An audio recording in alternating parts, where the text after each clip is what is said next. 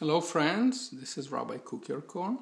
I want to talk to you about this week's Torah portion, which is Bo, in the book of Exodus, in which we learn about the account of the plagues and Moses' effort to take the Jews out of the land of Israel. In the midst of it, there is an event that is quite interesting. Moses asked permission to leave Egypt with the people and their goods. The goods means mostly their wealth, means probably their animals. Which already brings us to an interesting issue, which shows that Jewish slavery in Egypt was not what we probably normally think of slavery, because the slaves were allowed to hold property. Probably wasn't the kind of slavery in which, like the American South, in which the slaves were themselves property.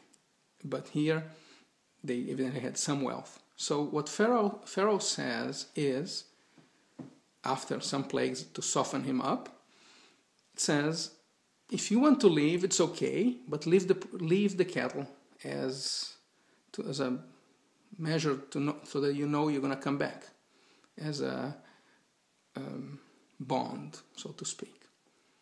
And that is a fascinating thing. This is the first time in history that you find somebody trying to oppress the Jews, say, well, you can leave, but at least you need to leave something behind, so we can have something of yours. Evidently, Moses doesn't agree. But that shows us that in dictatorships, in rules that not of law, people historically have done that to Jews. Jews, on one hand, have been prevented from holding property, so they had to have money. And then having money becomes the reason why people may want to try to get rid of them by or forcing them to leave and leave the money behind, or trying to extract the money from them by force, by some kind of ransom.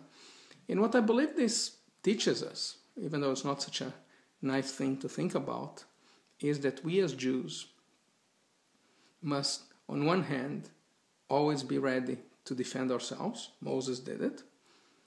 But also that we certainly need to work to make sure that we live in democracies and that we continue to value the ideas of democracy, that in which there isn't one person who can say the rights of these people are not to be guarded, or these people have less worth than somebody else. Historically, we have endured so much of that. I think the big lesson here of this Torah portion is that we need to vote, that we need to be part of the political system to guarantee equal rights, not only for us, but for everybody. Shabbat Shalom. Remember, we have services at Friday at 6 o'clock, and I hope to see many, many of you. And feel free to give me some feedback on these messages. Shalom, Rabbi Cukierkorn from Temple, Israel. Bye-bye.